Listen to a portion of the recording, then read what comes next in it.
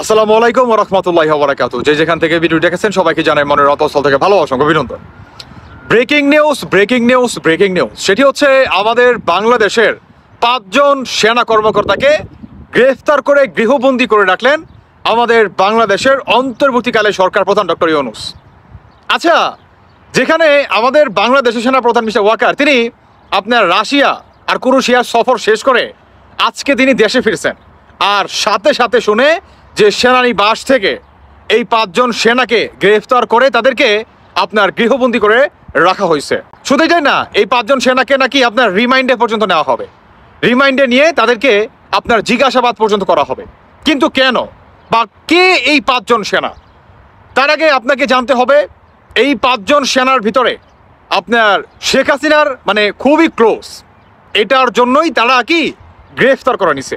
অন্যদিকে আপনার মিল্টন তারা বিদেশ থেকে বলতেছে যে বা আপনার এই আন্তর্জাতিক ট্রাইব্যুনালের যে নাকি চিফ প্রসিকিউটর উনিও পর্যন্ত মনে করেন বলতেছে যে যখন নাকি ডক্টর ইউনূস তিনি আপনার কি বলে আয়না ঘর তদন্ত করতে যায় বা আপনার দেখতে যায়, তখন সেখানে টাইম বম রাখা হয়, আর সেই টাইম বমকে বা সেই টাইম বমের আপনার করেই এই 5 জন সেনাকে গৃহবন্দী করে রাখে এবং এদেরকে রিমাইন্ডে পর্যন্ত নিবে।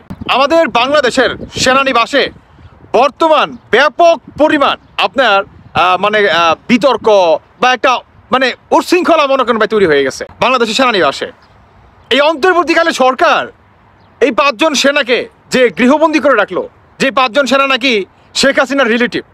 এখন শেখ হাসিনা যদি রিলেটিভ হয়, তাহলে যদি টাইম বম রাখে মানে যখন নাকি আপনার ডক্টর ইউনূস তিনি আপনার কি বলে আয়নাগর দেখতে গেছে, যদি টাইম বম রেখেই থাকতো তাহলে তো সেখানে ডক্টর ইউনূসের আর বেঁচে ফিরের কথা না রে ভাই, বাইচা ফেরার কথা না তো। এখন সেনা প্রধান তিনি দেশে আসছে, আসার পরে শুনে যে তার এই অবস্থা, হয়তোবা তিনি তার আগেই খবর পাইছে। এখন দেখার বিষয় যে সেনা প্রধান মিস্টার ওয়াকার তিনি আসলে কি ভূমিকা রাখে। তবে আরেকটি কথা, সেটি হচ্ছে 5ই আগস্টের ঘটনা। এখন বলতে হয়, বারবার বলতে হয় ভাই, আসলে আইসা পড়ে ভাই, প্রসঙ্গে আইসা পড়ে, না বলে উপায় নাই তো, আইসা পড়ে। 5ই আগস্ট আমাদের বাংলাদেশের সেনা প্রধান মিস্টার ওয়াকার তিনি যে ভূমিকা রাখছে বা সেনাবাহিনী যে ভূমিকা রাখছে, তাই না?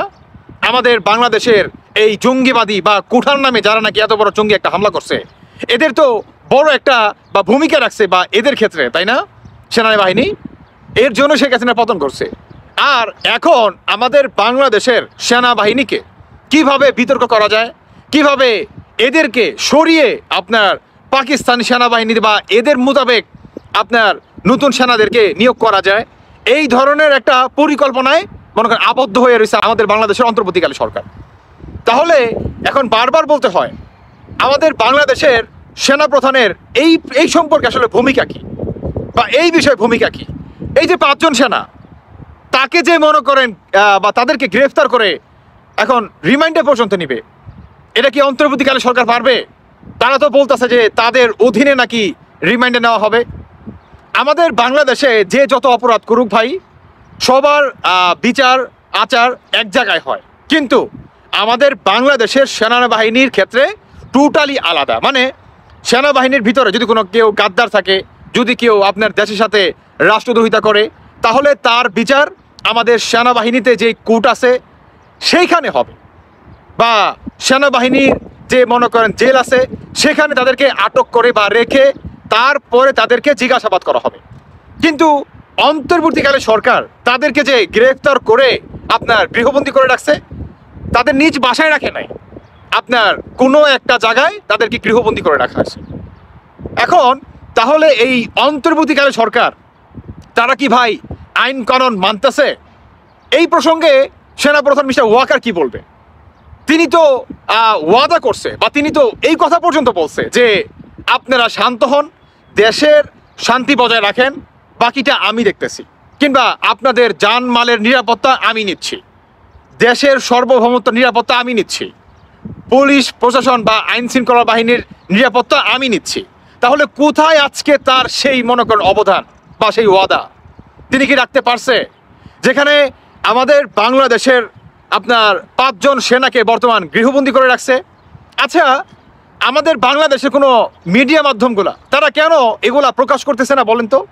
এগুলা ভারতের আপনার আনন্দবাজার বা আরো যে মনে করেন বড় বড় গণমাধ্যমগুলা তারা এগুলা জোর দাবি দিয়ে বলতেছে। তাদের জোর দাবিটা কি?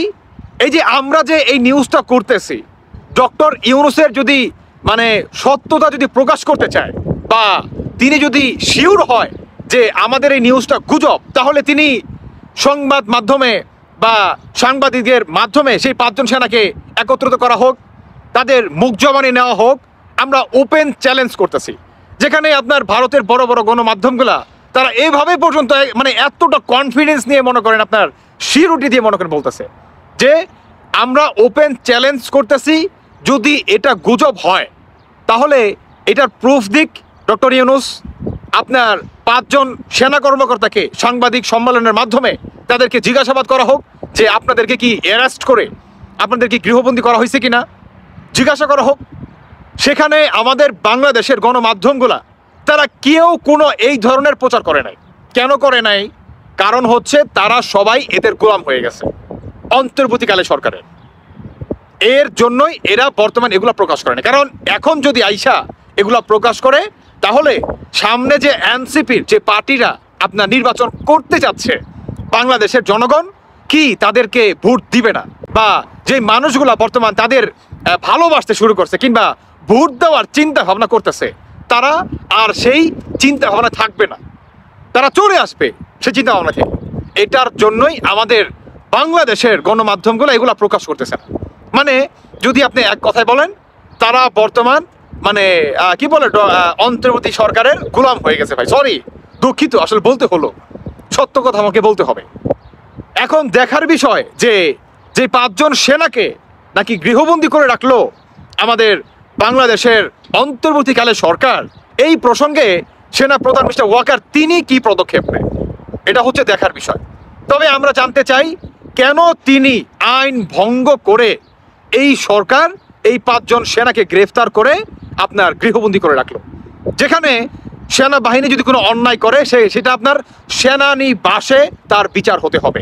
সেনাবাহিনীর ভিতরে যেই জেল আছে, যে কোর্ট আছে, যে ল আছে, তার মাধ্যমে তার বিচার করা হবে।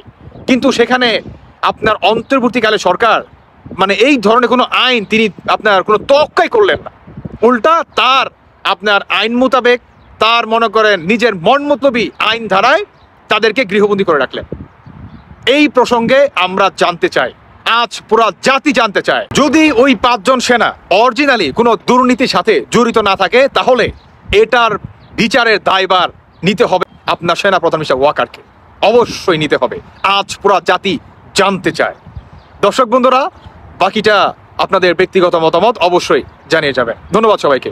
আল্লাহ হাফেজ, আসসালামু আলাইকুম।